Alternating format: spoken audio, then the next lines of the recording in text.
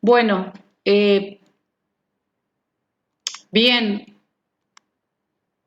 ¿por qué bueno, aquí en este texto el autor aborda o estudia todo lo que tiene que ver con la creciente mediatización de la experiencia del sujeto y la mediatización tecnológica de la percepción a partir de esta metáfora del cyborg, que sería la idea del cuerpo como continentes, digamos, de contenidos intercambiables. Entonces, toma esta metáfora del cyborg a partir, digamos, de los aportes de Walter Benjamin sobre sensorium moderno y su mediación técnica en función de algunos fenómenos recientes propios, digamos, de lo que ha sido, bueno, lo que hablábamos recién, de la difusión de Internet y las tecnologías de reproducción digital. Eh, este concepto que ha sido, bueno, ideado por Benjamin, lo idea en relación a qué, para hablar sobre estos modos de percepción y de lenguaje, de estas nuevas sensibilidades y escrituras que han surgido sobre todo con la aparición del cine.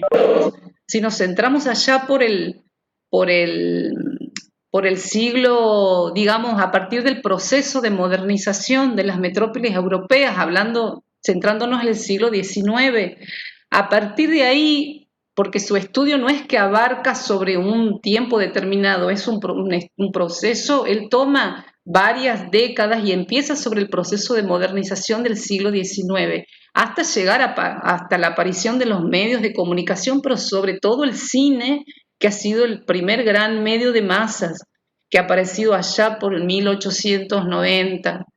Entonces, a partir de este proceso de modernización, donde él rastrea una aceleración del tiempo y una aceleración del espacio, y en donde ve ahí un problema central, Walter Benjamin, que es la modificación de la percepción a través de la irrupción de la técnica, básicamente. Entonces, ahí él, bueno, me estoy refiriendo a, porque esta ponencia se divide como en tres subtemas. En la primera parte de este texto, Berti habla en líneas generales de qué se trata este concepto nuevo sensorium. Ya hace como en 2 hojas, 3 hojas, describe en líneas generales que por ahí les puede ser como dificultoso entender, pero bueno, no creo, por eso quería explicarles esto básicamente. Toma en las ideas generales de dónde surge el concepto y se refiere al planteo de Benjamin, ¿no? Entonces, eh,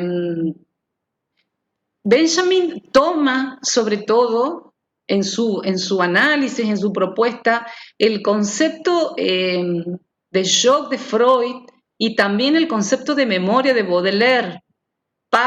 Por supuesto, no es el único estudio que tiene Walter Benjamin, hay varias publicaciones, varios estudios, tiene varios libros vinculados a este tema, muy interesado en esto, ¿no? A cómo la irrupción de la técnica viene a impactar y a modificar la percepción en nosotros, ¿no? Sobre todo mediados por la técnica. Entonces, él toma este concepto de shock permanente eh, que genera, digamos, que genera como una defensa de los estímulos mediante la adaptación mimética de estos efectos para poder desviarlo. Entonces él dice Benjamin, por ejemplo, en la adaptación del obrero al movimiento de la máquina, esa adecuación, digamos, que nosotros, así como el obrero se adapta al movimiento de la máquina, así como los peatones nos adaptamos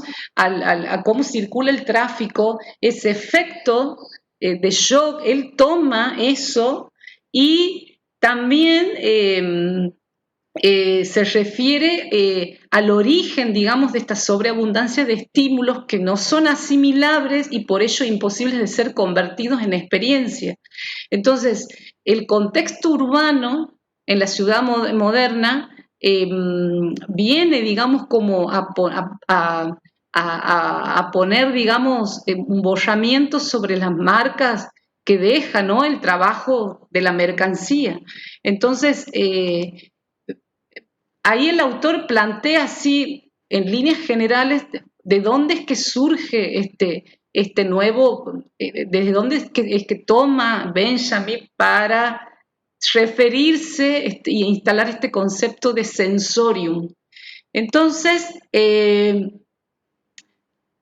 así es como él postula, digamos, la existencia de este nuevo sensorium en donde en el que la fantasmagoría de la mercancía, digamos, como apariencia de la realidad, engaña los sentidos por medio de la manipulación técnica. Entonces, ¿qué sería el nuevo sensorium? Serían como pensarnos a nosotros que el ser humano es el único animal simbólico de ese Benjamin. O sea, se puede decir que somos animales simbólicos porque somos la única especie capaz de procesar símbolos.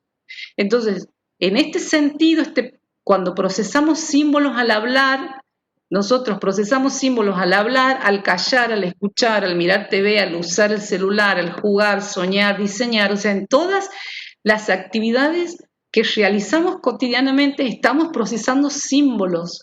Entonces, por eso Benjamin dice, somos animales simbólicos. Entonces, esa es en una primera parte que ustedes van a leer en este texto, pero luego el autor, que es el interés de esta ponencia, pone a jugar este concepto de cyborg. Y aquí yo les voy a compartir, que a lo mejor algunos tenían conocimiento de esto, ¿no? El concepto de cyborg es un acrónimo en inglés, porque cyborg se escribe, es cyborg o cyborg con la Y, digamos, pero es un acrónimo en inglés que significa, bueno, cibernético y organismo, digamos, la palabra, la terminación org. Entonces, cyborg, ¿qué significa? Es una criatura compuesta de elementos orgánicos y dispositivos cibernéticos que generalmente con la intención de mejorar las capacidades de la parte orgánica mediante el uso de la tecnología. En la antigüedad, estas metáforas del superhombre tenían características de animales, que se establecían como una situación de poder. Bueno, sí debe ser común para ustedes haber escuchado esto del centauro, minotauro. Entonces, el cyborg, el centauro, es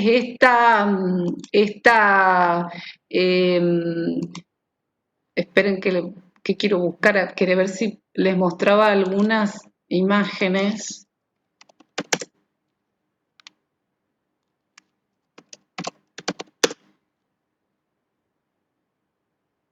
El centauro es esa mitología, digamos, en la mitología griega el centauro es como una criatura, ¿se acuerdan? Con cabeza y brazos y torso de humano.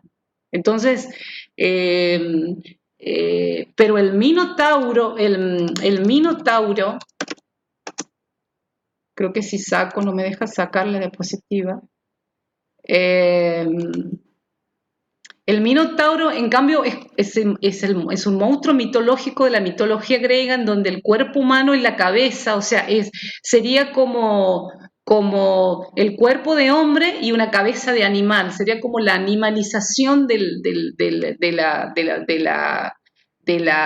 lo que sería, sí, la animalización de una especie o de una figura. Entonces, el cyborg se parece más al centauro moderno y el androide a este minotauro, digamos. Cyborg y androide son dos términos que empiezan a tener vida a partir de los 80 con esta nueva, digamos, con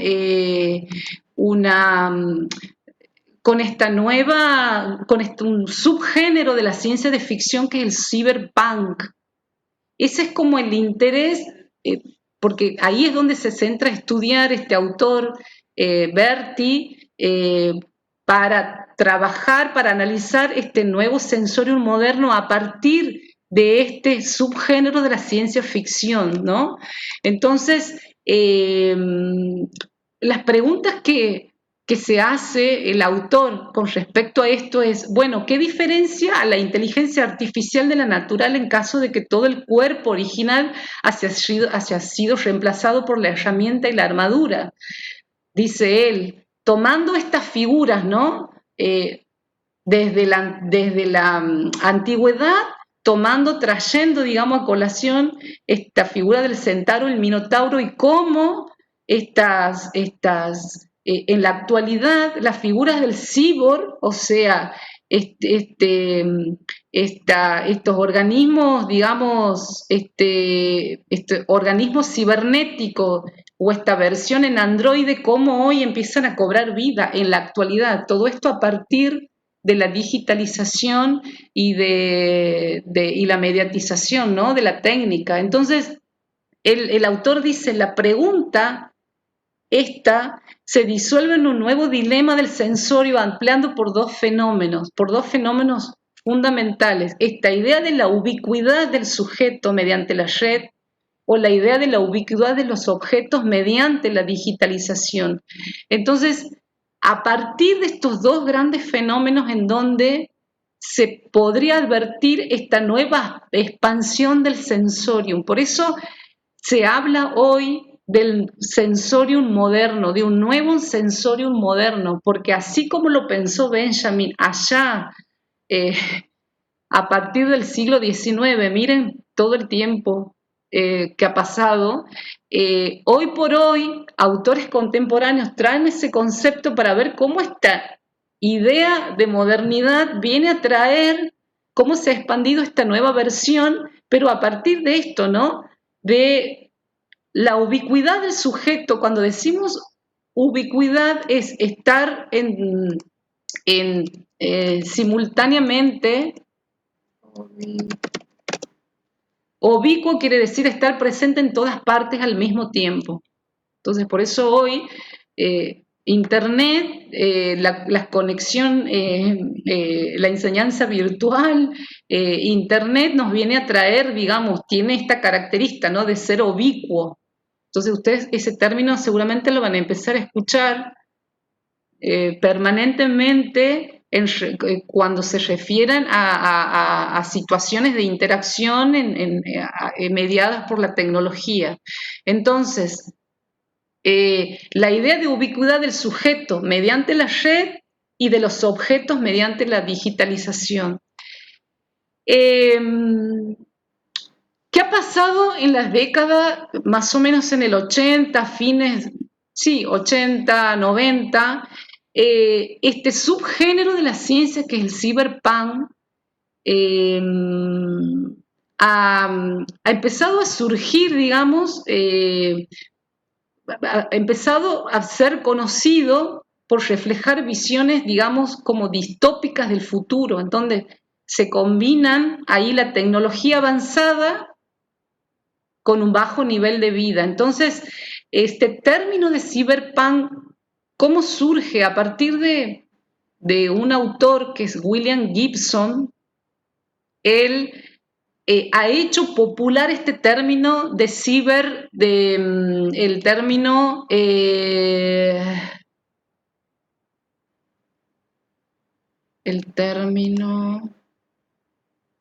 ciberespacio, perdón, se me había ido.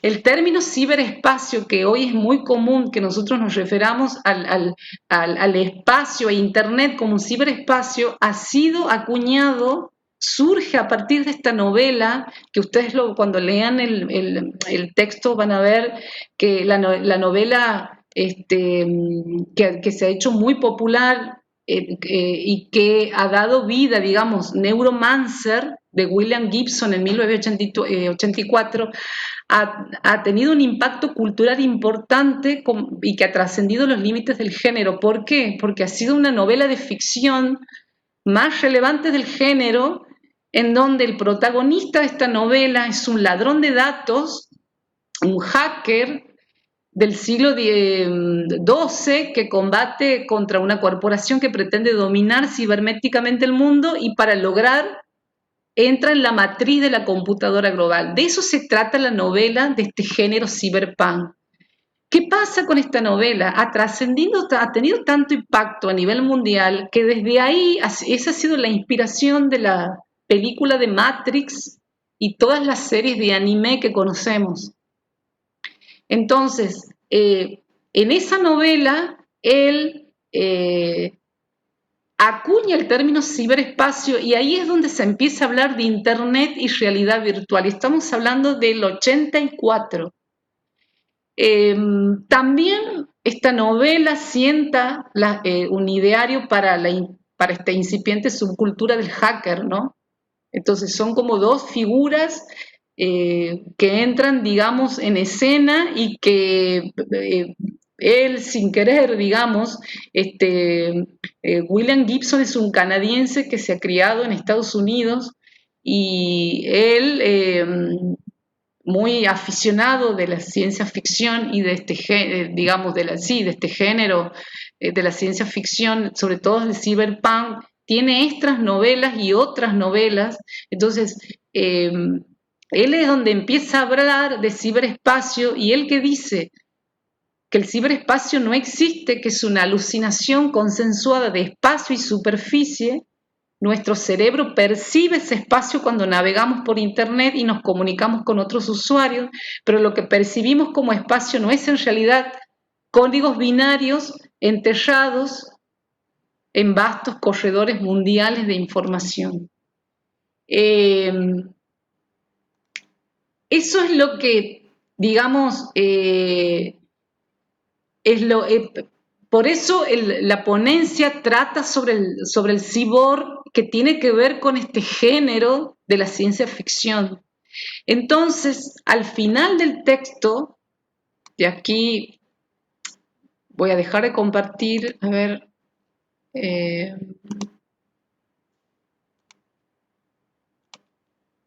voy a compartir el final del...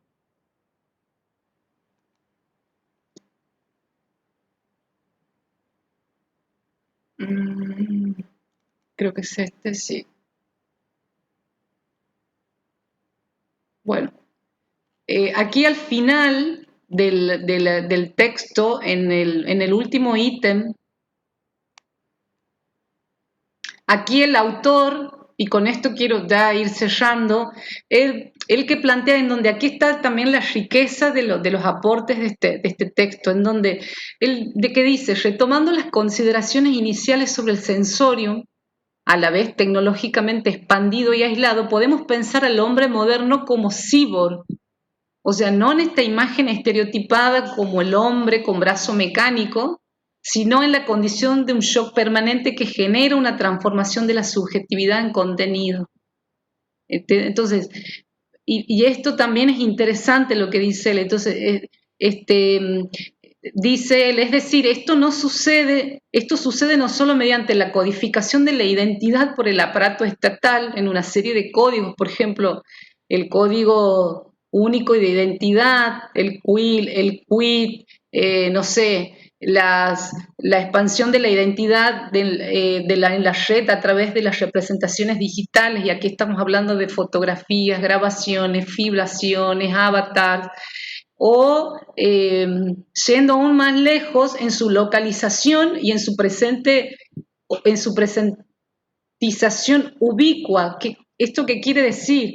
Que mediante la telefonía celular y el GPS, digamos, se permite esto de la localización y esta presentización ubicua que se refiere a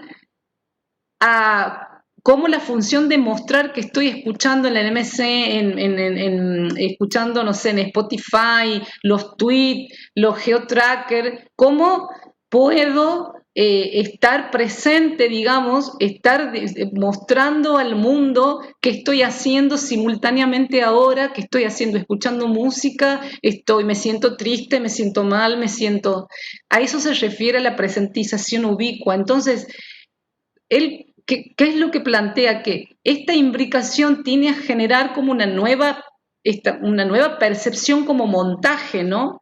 Y que básicamente esta exposición digital de las redes es lo que se entiende como una expansión del sensorio. O sea, puede pensarse como eh, eh, eh, puede pensarse como la exposición a la vista de los demás, la traducción de la propia representación a lo digital, que puede estar bajado, cortado, pegado, reproducido, aún así, sin llegar al extremo de la copia, de la conciencia, podría indicar, digamos, como una transformación de la conciencia del hombre moderno.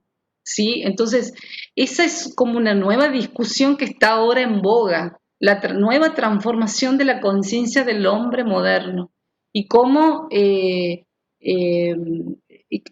todo lo que viene trae aparejado la exposición digital en redes, ¿no? Estos nuevos modos de sentir, de pensar y de comunicarnos y ello es posible cuando la percepción pasa a ser un registro formalizable, digamos, importante.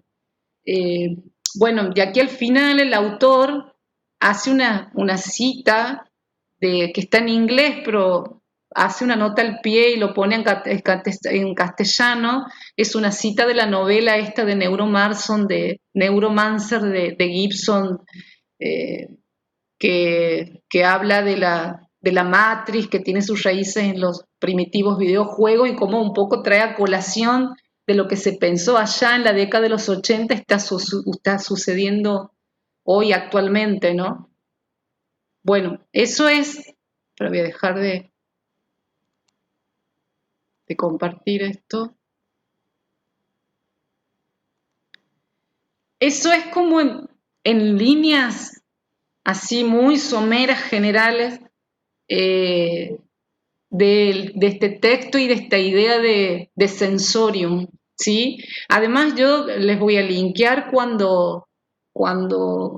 porque estaba pensando en dos, tres preguntas como para que analicemos este concepto. También les voy a linkear esta info que tiene que ver con esto, ¿no? Que yo cuando he descubierto cómo el género de la ciencia ficción y el cyberpunk han entrado a jugar, ¿no? Y han tenido mucho que ver y que han sido pensados allá en un tiempo no muy lejano, pero eh, cómo ya en esa época miraban hacia futuro sin querer queriendo lo que se venía, se imaginaban esto de la realidad virtual en ese momento era impensado, digamos, pero eh, todas estas aristas entran a jugar a la hora de lo que estamos viviendo hoy. Es importante que lo tengamos en cuenta para analizar y entender lo que estamos viviendo hoy. Eh, bueno, no sé si tienen les surge algo, alguna duda, alguna idea.